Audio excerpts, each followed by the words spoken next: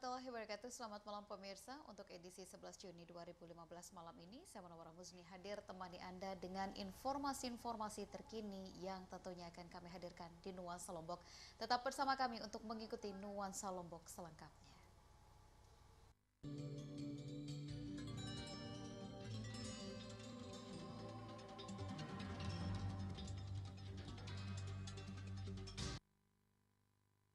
Ya, dari rangkaian informasi-informasi terkini yang kami siapkan untuk Anda malam ini, informasi pertama kita adalah terkait dengan Direktorat Reskrimsus Polda NTB yang berhasil menyita 1 ton pupuk bersubsidi jenis urea di Dusun Tandek, Desa Labulie, Kecamatan Jonggat, Kabupaten Lombok Tengah. Pelaku ditangkap saat tengah melakukan transaksi dengan calon konsumennya.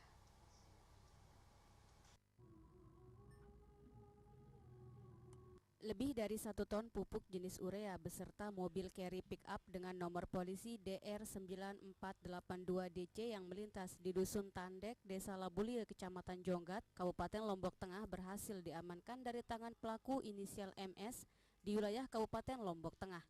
Pelaku ditangkap polisi sekitar pukul 14 WITA. Dari penangkapan tersebut diperoleh indikasi jika pupuk yang dibawa menggunakan mobil pick-up tersebut merupakan pupuk bersubsidi yang seharusnya dijual oleh kelompok yang memiliki izin. Karena dianggap cukup bukti, MS beserta barang bukti 1 ton pupuk bersubsidi diamankan Mapolda NTB. Undang-Undang Darurat Nomor 7 Tahun 55, Pasal 6 Ayat 1, Junto Pasal 30 Ayat 3, Permendak 15/2013 tentang pengendalian pengawasan pupuk bersubsidi. Ancaman hukumannya? Ancaman hukuman sesuai undang-undang 2 tahun. Denda ada? Denda ada. Sementara itu pelaku inisial MS masih terus dimintai keterangan guna proses penyelidikan lebih lanjut. Maisarah, Lombok TV, Mataram. 14 hari gelar operasi patuh jajaran polisi lalu lintas kepolisian daerah Provinsi Nusa Tenggara Barat menilang belasan ribu pelanggar lalu lintas. Dari hasil operasi tersebut, polisi juga mengamankan ribuan unit kendaraan roda 2 sebagai barang bukti termasuk juga sejumlah kendaraan roda 4. Pelaksanaan operasi patuh atau operasi penegakan hukum bagi pelanggar aturan dan rambu-rambu lalu lintas yang digelar jajaran polisi lalu lintas kepolisian daerah Provinsi Nusa Tenggara Barat selama 14 hari dari 27 Mei hingga 9 Juni telah berakhir. Dengan dibantu seluruh satuan fungsi dan tugas di seluruh jajaran Polda NTB, termasuk dari satuan dan dinas terkait seperti TNI, Dinas Perhubungan dan Dinas Pendapatan, jajaran polisi lalu lintas yang dikomandai Direktorat Lalu Lintas Polda NTB berhasil menindak sedikitnya 18.143 pengendara yang melanggar aturan dan rambu-rambu lalu lintas. Dari 18.143 pengendara tersebut, 17.551 pengendara yang ditindak dengan tilang. Sementara sisanya 642 pengendara hanya ditindak dengan teguran. Dari belasan ribu pengendara yang ditindak tersebut, 3.336 kendaraan roda 2 maupun roda 4 disita sebagai barang bukti karena tidak bisa menunjukkan bukti kepemilikan kendaraan. Sementara untuk jenis pelanggaran masih didominasi oleh pelanggaran kasat mata dengan pelanggar yang didominasi oleh usia produktif yaitu 15 hingga 21 tahun. Direktur Direktorat Lalu Lintas Polda NTB Komisaris Besar Polisi Edi Ciptianto mengatakan angka pengendara yang melanggar aturan dan rambu berlalu lintas pada operasi patuh pada tahun ini cenderung mengalami penurunan dibandingkan dengan tahun-tahun sebelumnya.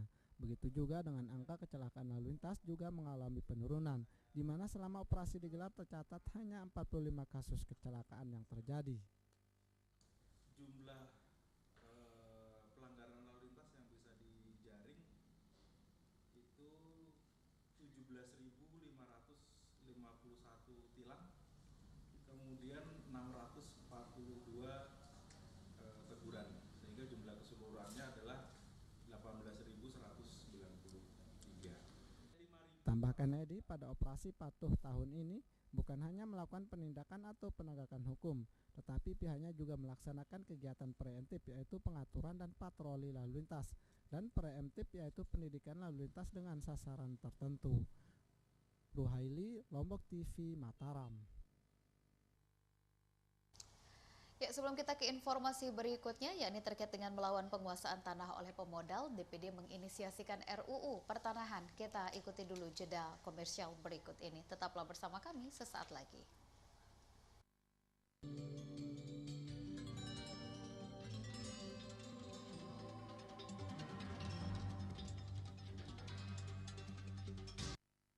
Acara ini dipersembahkan oleh MCO, merubah yang biasa menjadi luar biasa.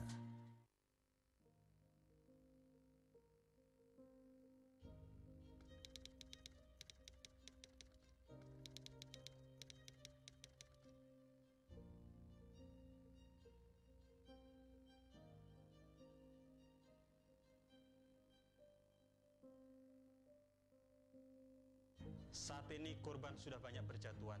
50 orang setiap harinya mati sia-sia karena narkoba. 4 juta generasi bangsa hancur terjerat narkoba. Kita sudah dalam darurat narkoba. Apakah kita biarkan keadaan seperti ini? Para korban penyalahguna narkoba telah kehilangan masa lalu dan masa kininya. Jangan sampai mereka kehilangan masa depannya. Mari kita rehabilitasi.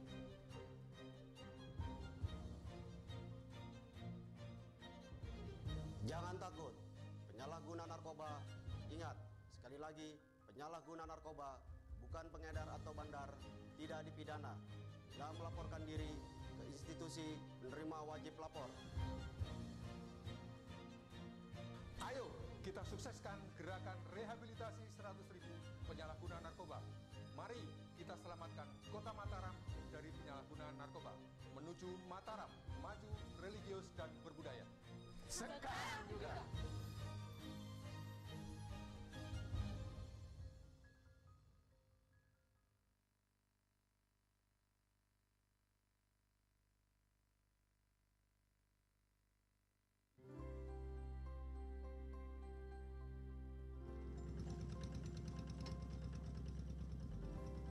Saya mulai bertani dari tahun 2011. Alhamdulillah pas mulainya saya bertani itu hasilnya meningkat secara signifikan gitu. Jadi sekarang 9 sampai 10 ton.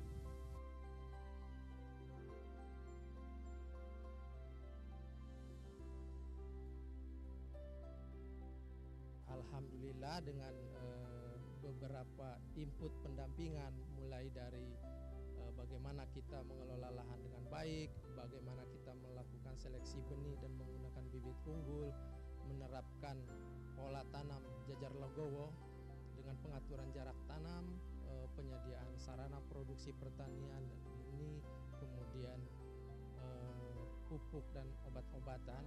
Selain pendampingan teknis, kita bisa meningkatkan produksi petani menjadi 9,6 ton per hektar pada tahun 2014 dan tahun ini alhamdulillah kita bisa tingkatkan lagi menjadi 9,9 ton per hektar.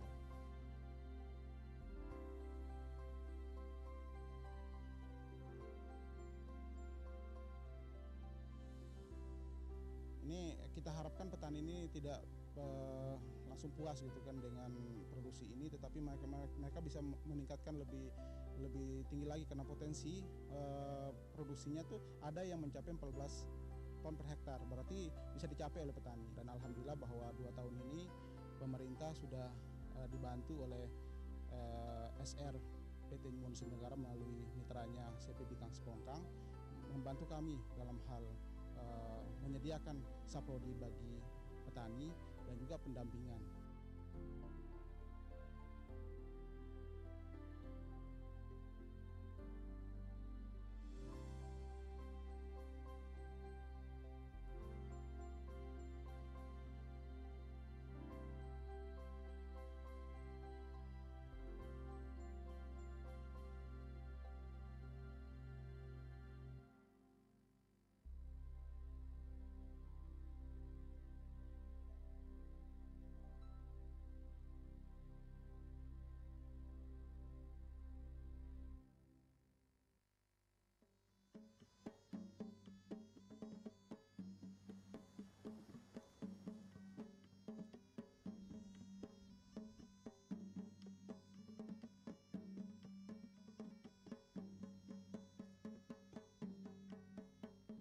menjaga kelestarian alam dan kearifan lokal selama kami beroperasi.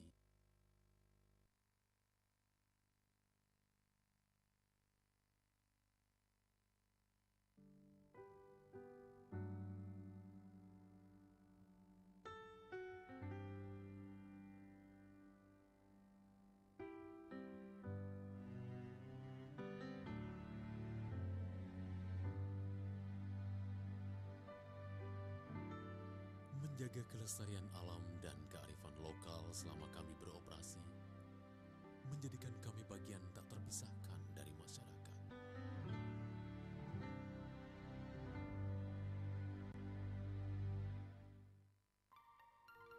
Selamat datang di dunia warna MKU.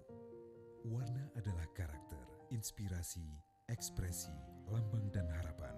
Inovasi warna MKU cat kayu dan besi yang penuh inspirasi, menarik perhatian dan mengundang orang lain untuk beraksi sebagai citra burung flamingo yang membawa cahaya kehangatan. Ini seperti semangat Anda. MKU, merubah yang biasa menjadi luar biasa.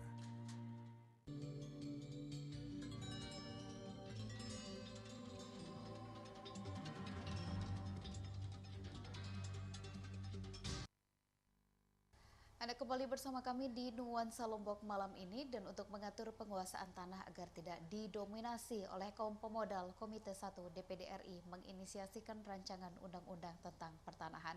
Selain itu, keberadaan RUU Pertanahan yang masuk dalam program legislasi nasional tersebut juga diharapkan bisa memperkuat posisi negara, tentunya agar tidak kalah dengan kekuatan korporasi asing atau pemilik modal dalam penguasaan tanah.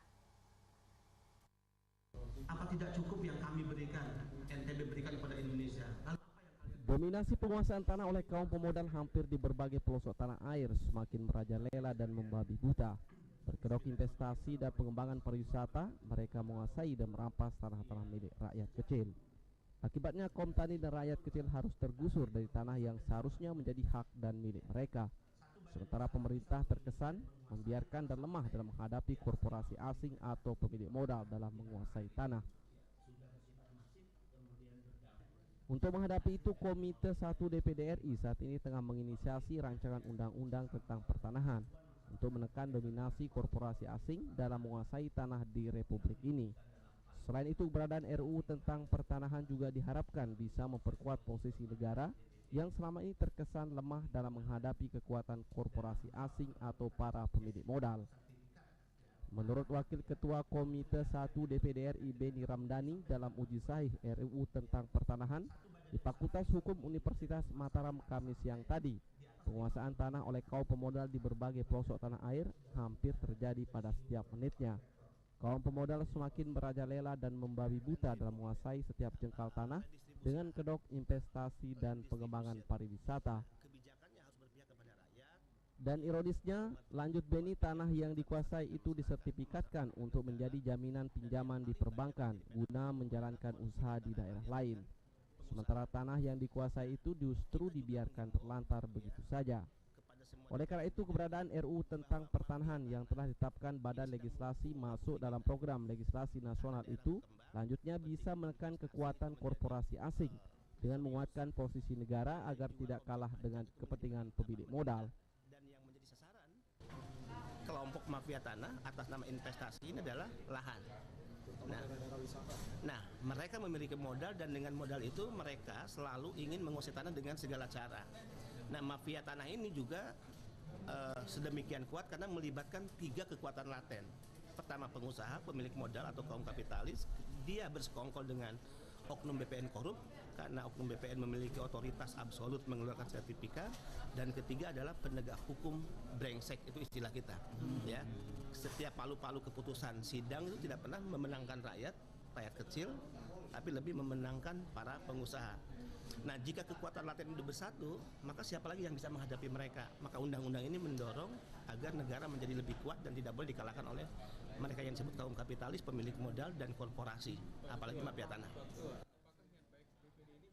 Lebih lanjut, Beni menambahkan RUU tentang pertahanan itu selanjutnya akan masuk dalam prolegnas setelah melalui uji sahih. Dan bila disetujui oleh DPR RI, maka tahun ini dipastikan bisa diparipurnakan untuk ditetapkan sebagai undang-undang. Dedi Supiandi, Lombok TV, Mataram.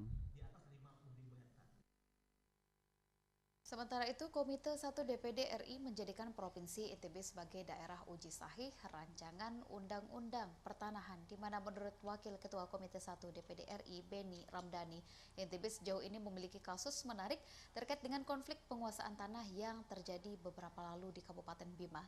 Sementara itu, Wakil Gubernur NTB Muhammad Amin menyambut baik dengan dijadikannya NTB sebagai tempat uji sahih RUU Pertanahan, tentunya untuk memberikan masukan kepada pemerintah daerah.